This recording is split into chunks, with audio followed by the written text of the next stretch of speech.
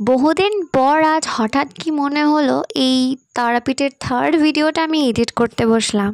তো মনে হলো যে না, ভিডিওটা আমি পোস্ট করি। তো যাই হোক, তীর্থস্থান, প্রাকৃতিক সৌন্দর্য, মানসিক শান্তি, গ্রাম্য পরিবেশ, এই সমস্ত কিছু একসাথে উপভোগ করতে চাইলে তারাপীঠ তোমরাও ঘুরে যেতে পারো।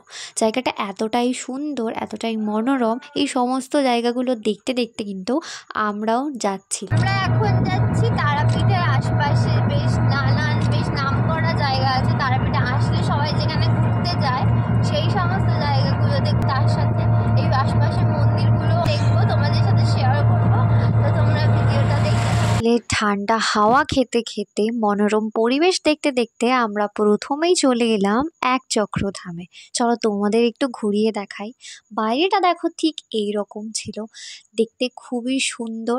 দেখতেই পাচ্ছ এখানে অলরেডি কত মানুষ এসেছে এটা দেখার জন্য। বাইরেটাই বেশ পরিষ্কার পরিচ্ছন্ন, বেশ সাজানো গোছানো।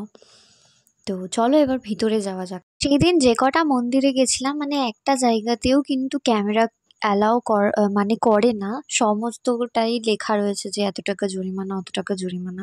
কিন্তু আমি মানে এখানে আসার পর আমি দেখিনি, খেয়াল করিনি যে এখানেও ওরকম কোনো রেস্ট্রিকশন রয়েছে। তো যাই হোক, আমি তুলে নিয়েছি আর তোমাদের সাথেও সেটা আমি শেয়ার করলাম। তো চলো পরের ডেস্টিনেশনে। এখানে দেখতে পাচ্ছি আমি ফার্স্ট টাইম না মোষের মানে খাটাল দেখতে পেলাম।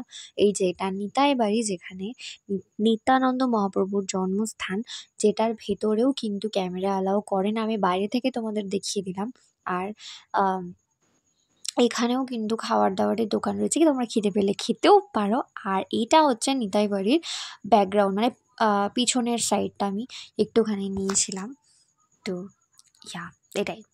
আরে হাটুগাড়া আশ্রমে পৌঁছতে পৌঁছতে আমাদের অলরেডি সন্ধে হয়ে গেছিলো। তো বেশিক্ষণ তো আমরা থাকতে পারিনি, কিন্তু সত্যি কথা বলতে আমি সব থেকে বেশি এক্সাইটেড ছিলাম এই মন্দিরটা দেখার জন্য, যেটার কিনা চূড়া দেখতে পাচ্ছি জলের মধ্যে, পুরো মন্দিরটা নাকি রয়েছে।